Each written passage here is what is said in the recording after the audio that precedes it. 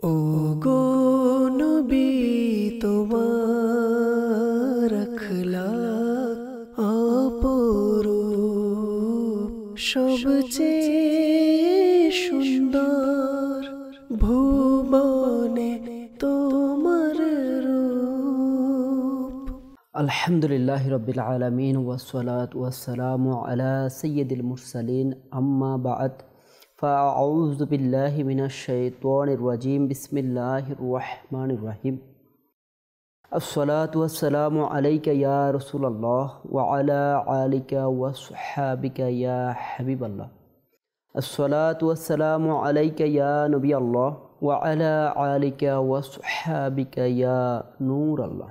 মাদানী চ্যানেলের দর্শক শ্রোতা, আবারও হাজির হয়েছি আপনাদের প্রিয় অনুষ্ঠান মহানবী সাল্লাল্লাহু তাআলা আলাইহি ওয়া আলিহি ওয়াসাল্লাম এর উত্তম আচরণ।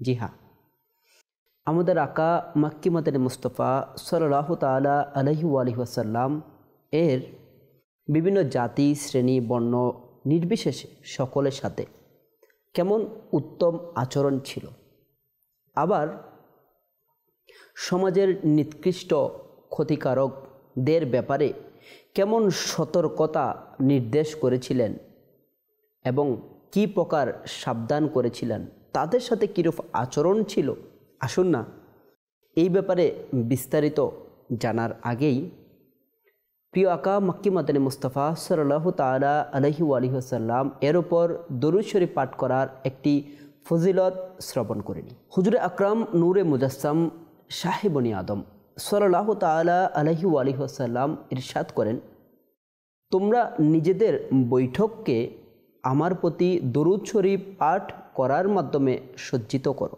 কেননা তোমাদের দরুদ শরীফ পাঠ করা কিয়ামতের দিন তোমাদের জন্য নূর হবে। সুবহানাল্লাহ। সল্লু আলাল হাবিব সাল্লাল্লাহু তাআলা আলা মুহাম্মদ সাল্লাল্লাহু তাআলা আলাইহি ওয়া আলিহি ওয়াসাল্লাম। মাদানী চ্যানেলের দর্শক শ্রোতা, ছগলখোর আমাদের সমাজের জন্য খুবই ভয়াবহ একটি ব্যাধি। হ্যাঁ, ছগলখোরি করা এটা খুবই মারাত্মক ক্ষতিকর। ছগলখোরি সমাজের জন্য খুবই ভয়াবহ একটি ব্যাধি। হ্যাঁ, যার মাধ্যমে পরিবার, সমাজ, রাষ্ট্র সর্বক্ষেত্রে ক্ষতি আর ধ্বংসই রয়েছে, যার কোনো উপকারই নেই। হ্যাঁ, ছগলখোরের ব্যাপারে প্রিয় আকা মাক্কি মাদানী মুস্তাফা সাল্লাল্লাহু তাআলা আলাইহি ওয়া আলিহি ওয়াসাল্লাম এর একটি মুবারক হাদিস মুবারাকা শ্রবণ করি। হযরতে সাইয়্যিদুনা আবু হুরায়রা রাদিয়াল্লাহু তাআলা আনহু থেকে বর্ণিত, আমরা নবী করিম রউফুর রহিম সাল্লাল্লাহু তাআলা আলাইহি ওয়া আলিহি ওয়াসাল্লাম এর সাথে চলছিলাম। আমরা দুটি কবরের পাশ দিয়ে যাচ্ছিলাম।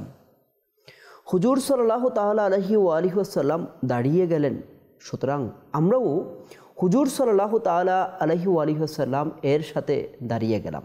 হুজুর সাল্লাল্লাহু তাআলা আলাইহি ওয়া আলিহি ওয়াসাল্লাম এর শরীরের রং মোবারক পরিবর্তন হতে লাগলো, এমনকি তিনি সাল্লাল্লাহু তাআলা আলাইহি ওয়াসাল্লাম এর মোবারক জামার আস্তিন কাঁপতে লাগলো।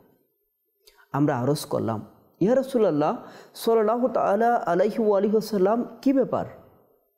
তিনি সাল্লাল্লাহু তাআলা আলাইহি ওয়া আলিহি ওয়াসাল্লাম ইরশাদ করলেন, তোমরাও কি সেই আওয়াজ শুনছ? আমরা আরজ করলাম, ইয়া রাসূলুল্লাহ সাল্লাল্লাহু তাআলা আলাইহি ওয়া আলিহি ওয়াসাল্লাম, আপনি কি শুনছেন? তিনি সাল্লাল্লাহু তাআলা আলাইহি ওয়াসাল্লাম ইরশাদ করলেন, এই দুই ব্যক্তির কবরে খুবই ভয়াবহ আযাব হচ্ছে, তাও এমন গুনাহের কারণে যা একেবারে নগণ্য, অর্থাৎ তারা উভয়ের খেয়ালে নগণ্য ছিল, অথবা তা থেকে বাঁচা সহজও ছিল। আমরা আরজ করলাম, তা কি গুনাহ? তখন হুজুর সাল্লাল্লাহু তাআলা আলাইহি ওয়া আলিহি ওয়াসাল্লাম ইরশাদ করলেন, তাদের মধ্যে একজন প্রস্রাব থেকে বেঁচে থাকতো না, আর অপরজন নিজের মুখ দ্বারা মানুষদের কষ্ট দিত এবং চুগলি করত। অতঃপর হুজুর সাল্লাল্লাহু তাআলা আলাইহি ওয়া আলিহি ওয়াসাল্লাম খেজুরের দুটি ঢাল আনালেন এবং তাদের প্রত্যেকের কবরে একটি একটি ঢাল রাখলেন। আমরা আরজ করলাম, ইয়া রাসূলুল্লাহ সাল্লাল্লাহু তাআলা আলাইহি ওয়াসাল্লাম, এটি কি তাদের কোনো উপকার করবে?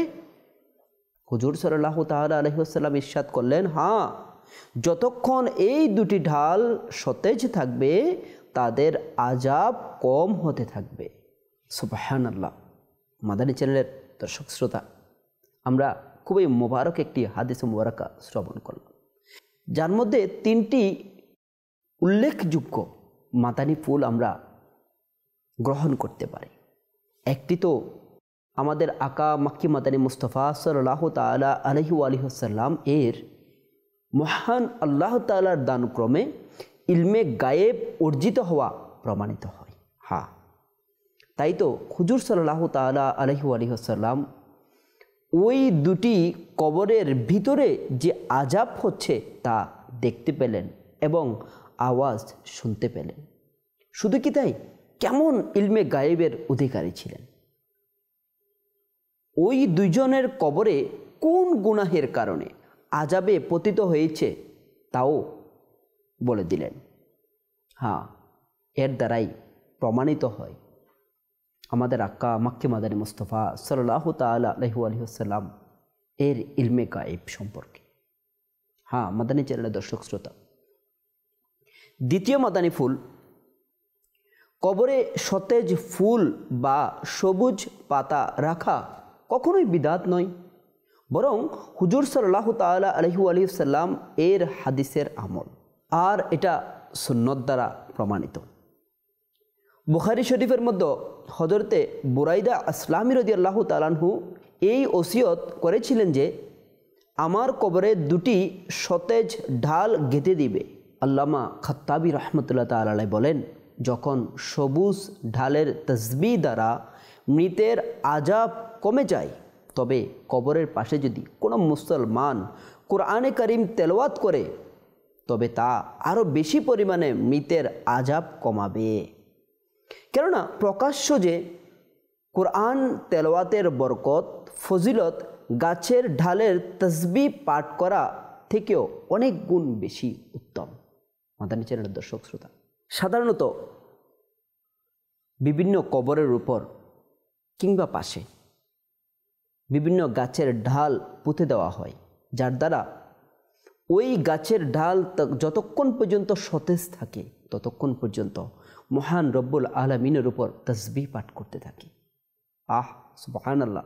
আর এই তাসবিহ ওই কবরের মধ্যে ইসালে সওয়াব হিসেবে পৌঁছে থাকে, আর ওই কবরবাসীর কবরের আযাব কম হতে থাকে। মাদানী চ্যানেলের দর্শক শ্রোতা, একটি গাছের ঢাল এর তাসবিহ পাঠ করার মাধ্যমে যদি কবরবাসীর কবরের আযাব কম হতে পারে, তাহলে কেন না মৃত ব্যক্তির কবরের পাশে মৃত ব্যক্তির পরিবার, আত্মীয় স্বজন কিংবা আলেম উলামা যে কেউ কোনো মুসলমান কোরআনে পাক তেলাওয়াত করে থাকে, তাহলে কেনই বা ওই কোরআনে পাকের তেলাওয়াতের মাধ্যমে কবরের আযাব দূর হবে না? কেননা গাছের ঢালের তাসবিহ পাঠ করার চেয়ে বহুগুণ উত্তম হচ্ছে কোরআনে পাক তেলাওয়াত করা। হ্যাঁ, এটা কিছুতেই বিদআত নয়, এটা কবরবাসীর অবশ্যই অবশ্যই উপকার সাধিত হয় এবং মৃত ব্যক্তির বিভিন্ন ধরনের ইসহাল সওয়াব করা উচিত। কেননা মৃত ব্যক্তির জন্য ওই মুহূর্তে করণীয় ওই কাজটাই থাকে। হ্যাঁ, তার উপকার যদি করতে হয় তার জন্য বিভিন্ন প্রকার ইসহাল সওয়াবের ব্যবস্থা করা। তৃতীয় মাদানী ফুল হচ্ছে, যেমনিভাবে চুগলি করা কবরের আযাবের কারণ, তেমনিভাবে প্রস্রাব থেকে বেঁচে না থাকাও কবরের আযাবের কারণ হতে পারে। নবী করিম সাল্লাল্লাহু তাআলা আলাইহি ওয়াসাল্লাম ইরশাদ করেন, প্রস্রাব থেকে বেঁচে থাকো। সাধারণত কবর আযাব এই কারণেই হয়ে থাকে।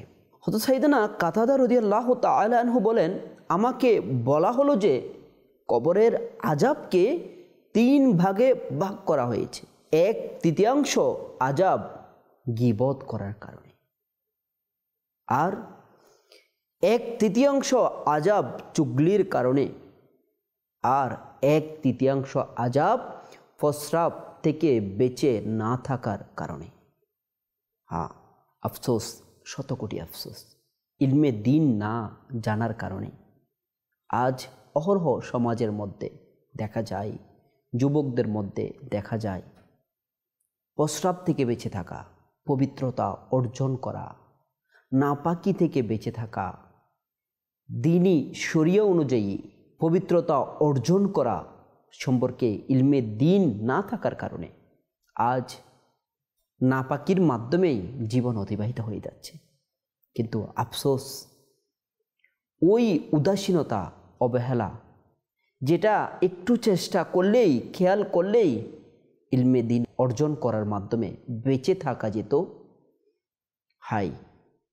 সেই উদাসীনতা কবরের আযাবের কারণ হয়ে যায় এবং ভয়াবহ কবরের আযাবের মধ্যে পতিত হতে থাকে।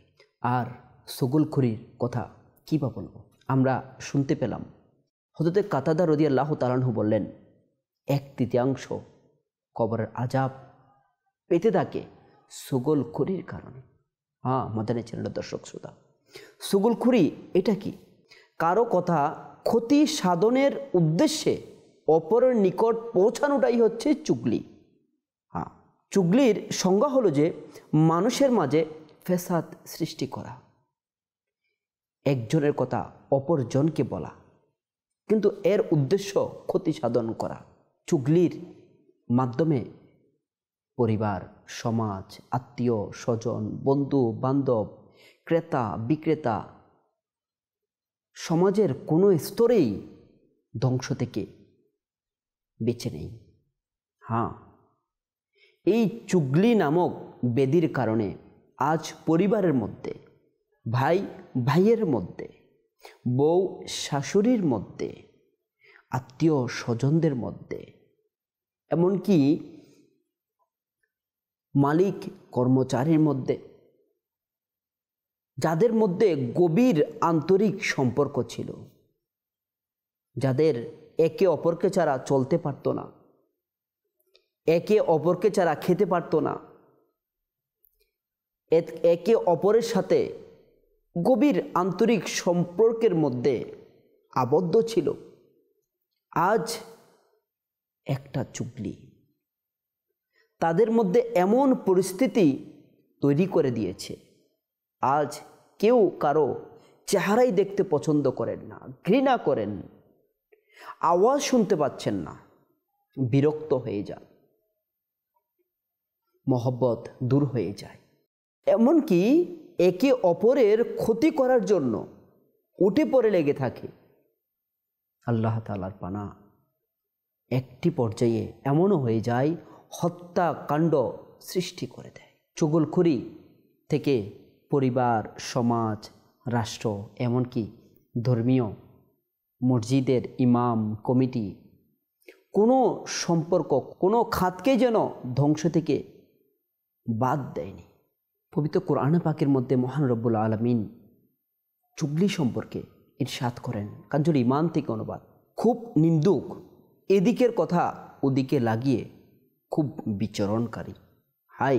আমাদের প্রিয় আকা মক্কি মাদানী মুস্তাফা সাল্লাল্লাহু তাআলা আলাইহি ওয়াসাল্লাম চুগলখুরদেরকে কীভাবে সাবধান করেছেন, তাদের সাথে কেমন আচরণ করেছেন, কেমন সতর্ক করেছেন, আসুন এই সম্পর্কে কিছু বাণী আমরা শ্রবণ করি।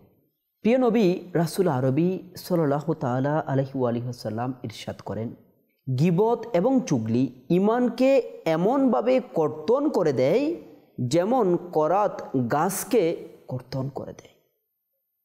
আল্লাহ তাআলার পানা, চুগলখুরি ইমানে গিয়ে হস্তক্ষেপ করে, যা একজন মুসলমানের জন্য সবচেয়ে দামি সম্পদ। চুগলখুরি ইমানকে কর্তন করে দেয়, গীবত ইমানকে কর্তন করে দেয়। আমাদের প্রিয় নবী সাল্লাল্লাহু তাআলা ইসলাম এই ব্যাপারে কতটুকু সতর্ক করেছেন। আর আমাদের সমাজে এমন পরিবেশ, অহরহ চুগলখুরি হচ্ছে, আর আমরা এই বিষয়টাকে এমনভাবে নিয়েছি যেমন তেমন কিছুই না। প্রিয় নবী সাল্লাল্লাহু তাআলা আলাইহি ওয়াসাল্লাম চুগলখুরি সম্পর্কে আরও ইরশাদ করেন, তোমাদের মধ্যে সবচেয়ে বেশি আল্লাহ তাআলার নিকট অপছন্দনীয় ব্যক্তি সেই যে এদিকের কথা ওই দিকে লাগিয়ে মুসলমান ভাইদের মাঝে মতানৈক্য এবং বিরোধ সৃষ্টি করে। হাই, আমাদের রব তাআলার কাছে সবচেয়ে অপছন্দনীয় বান্দা। আমার রব তাআলাই আমাদেরকে অপছন্দ করবে, আমার রব তাআলা আমার উপর অসন্তুষ্ট থাকবে, তাহলে আর কি বাকি রইল? ধ্বংস হওয়ার আর কি বাকি রইল? চুগলখড়ি কতটুকু মারাত্মক হতে পারে। প্রিয় নবী সাল্লাল্লাহু তাআলা আলাইহি ওয়াসাল্লাম আরও ইরশাদ করেন, আল্লাহ তাআলার অসাধারণ বান্দা সেই যখন তাকে দেখবে তখন আল্লাহ তাআলার স্মরণ এসে যায়, এবং আল্লাহ তাআলার নিকৃষ্টতম বান্দা চুগলখড়ি করে। যে চুগলখড়ি করে, এদিকের কথা ওই দিকে লাগানোকারী, বন্ধুদের মাঝে দূরত্ব সৃষ্টিকারী, নির্দোষ ব্যক্তিদেরকে দোষ বেরকারী। হ্যাঁ, এই হাদিস মুবারকা দ্বারা আরও মাদানী ফুল। আল্লাহ তাআলা তাদের উপর সন্তুষ্ট যাদেরকে দেখলে মহান রব্বুল আলামিনের কথা স্মরণে এসে যায়। আর আমার রব তাআলা তাদের উপর অসন্তুষ্ট যারা চুগলখড়ি করে, যারা বন্ধুর মাঝে শত্রুতা সৃষ্টি করে দেয়, যারা একজন নির্দোষ ব্যক্তিকে দোষারোপ করে সমাজের মধ্যে লাঞ্ছিত করে, অপদস্থ করে, একটু দ্বিধাবোধ করে না, তার অপরাধ না থাকা সত্ত্বেও মিথ্যা অপবাদ লাগিয়ে থাকে। প্রিয় নবী সাল্লাল্লাহু তাআলা আলাইহি ওয়াসাল্লাম চুগলখড়ি সম্পর্কে আরও ইরশাদ করেন, মুখের উপর কথা শুনিয়ে দেওয়া ব্যক্তি কারো অবর্তমানে দোষ ত্রুটি অন্বেষণকারী চুগলখোর, এবং নির্দোষ মানুষের দোষ অন্বেষণকারীকে আল্লাহ তাআলা কিয়ামতের দিন কুকুরের আকৃতিতে একত্র করবেন। আল্লাহ তাআলার পানা, আফসোস, শতকোটি আফসোস তাদের জন্য যারা এই চুগলখড়িটাকে এনজয় করে। হ্যাঁ, নির্দ্বিধায় মানুষের দোষ ত্রুটি বলে বেড়ায়, নিজের মধ্যে কোনো ফিল হয় না। অথচ একটি হাদিসে মুবারাকায় পেয়েছি, তারা কঠিন কবরের আযাবে নিক্ষিপ্ত হবে। আর একটি হাদিসে মুবারাকার সারমর্ম, ওই চুগলখোর কিয়ামতের মাঠে যখন উঠবে, কোটি কোটি মানুষের সামনে, সৃষ্টির শুরু থেকে কিয়ামত পর্যন্ত যারা এসেছেন, আসবেন, প্রত্যেকে যেখানে অবস্থান করবে, নিজের পরিচিত অপরিচিত যেখানে জমায়েত হবে, ওই কিয়ামতের ময়দানে চুগলখোর ব্যক্তি হাই কুকুরের আকৃতি নিয়ে কবর থেকে উঠবে। এটা কতটুকু ভয়ানক ব্যাপার হতে পারে, ভয়ানক শাস্তি হতে পারে, কতটুকু অপমান লাঞ্ছনার বিষয় হতে পারে। যে দুনিয়াতে অপর মুসলমানকে লাঞ্ছিত করেছিল, মিথ্যা অপবাদ দিয়েছিল, যার শাস্তি কিয়ামতের মাঠে কোটি কোটি মানুষের সামনে তাকে কবর থেকে ওঠার সময়ই লাঞ্ছিত অবস্থায় তোলা হবে, তার চেহারাকে বিকৃত অবস্থায় তোলা হবে। মাতারি চ্যানেলের দর্শক শ্রোতা, ভয়ে আটকে উঠুন, আর এই সকল অভ্যেস থেকে তওবা করে নিই, যেটা আমাদের পরিবার, সমাজ, রাষ্ট্র, দুনিয়া সকল কিছুর জন্য ক্ষতিকর, যেটা মহব্বতের সম্পর্ককে শত্রুতায় রূপান্তরিত করে দেয়, যেটা আমাদের মানসিক প্রশান্তিকে কেড়ে নেয়। ওই কাজ, ওই তুচ্ছ কাজ, এর দ্বারা কোনো উপকার নেই, কোনো উপকার নেই, না দুনিয়াতে না আখিরাতে, কোনো উপকার নেই। একটি তুচ্ছ কাজ যেটা আমরা মনে করি, সেটা খবরে আমাদের আযাবের কারণ হবে। আফসোস, মাদানী চ্যানেলের দর্শক শ্রোতা, একটু ভেবে দেখুন, নিঃসঙ্গ, ছোট্ট, অন্ধকারাচ্ছন্ন, ভয়াবহ, সংকীর্ণ সে কবরের মধ্যে এই কাজের জন্য আযাবে পতিত হওয়া, এটা কতটুকু কষ্টের হবে, কতটুকু যন্ত্রণার হবে। তার উপর কিয়ামতের মাঠে কুকুরের আকৃতি নিয়ে উঠতে হবে, তার উপর আল্লাহ তাআলার পানা। হাদিসে মোবারকা অনুযায়ী যদি ওই চুগলখুরি ইমান কর্তনের মাধ্যম হয়ে যায়, ইমান ধ্বংস করে দেয়। মৃত্যুর আগে তওবা নসিব না হয়, আফসোস। ইমানহীন মৃত্যুবরণ করলে তো চিরস্থায়ী জাহান্নামী হয়ে যাবে, যেটা না দুনিয়াতে কোনো উপকার দিয়েছে, না কিয়ামতে, না আখিরাতে। যেটা দুনিয়া তো ধ্বংস করেছে, সেটা কবর, কিয়ামত, এমনকি জাহান্নাম পর্যন্ত পৌঁছিয়ে দিচ্ছে। মাদানী চ্যানেলের দর্শক শ্রোতা, এই ধরনের ভয়ানক ব্যাধিগুলো আমাদের সমাজে, পরিবারে, আমাদের ভিতর অতিরিক্ত হারে বৃদ্ধি পাচ্ছে। আসুন না আমরাও নিয়ত করে নিই, চুগলখুরি নামক এই সকল ভয়ানক ব্যাধি থেকে যথাসাধ্য সর্বোচ্চ চেষ্টা করে বেঁচে থাকি এবং তওবা করে নিই। হ্যাঁ, তওবার দরজা এখনো খোলা আছে, এখনো সুযোগ রয়েছে। যেটাকে আমার রব্বুল আলামিন পছন্দ করে না, যেটা মক্কি মাদানী মুস্তাফা সাল্লাল্লাহু তাআলা আলাইহি ওয়াসাল্লাম পছন্দ করেন না, যেটা কোনো বুজুর্গানে দ্বীনের আদতে ছিল না, যেটা মুসলমানদের কাজ হতে পারে না, সেই কাজটা আমাদের সর্বোপরি ক্ষতির কারণ। সেই কাজ থেকে নিজেদেরকে ফিরিয়ে নিই এবং অপরকেও মহাব্বতের আন্দাজে চুগলখুরি থেকে বেঁচে থাকার ব্যাপারে তাদেরকে বোঝানোর চেষ্টা করি এবং মাদানী চ্যানেলের অনুষ্ঠানগুলো শেয়ার করার মাধ্যমে বাকিদেরকেও এই ব্যাপারে, সমাজের এই ভয়ানক ব্যাধিগুলো থেকে মানুষকে বাঁচানোর নিয়তে বেশি থেকে বেশি শেয়ারের মাধ্যমে মানুষকে সতর্ক করি। আজকে এতটুকুই।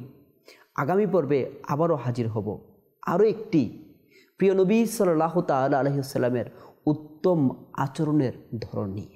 হ্যাঁ, ততক্ষণ পর্যন্ত ভালো থাকুন, সুস্থ থাকুন, মাদানী চ্যানেল দেখতে থাকুন।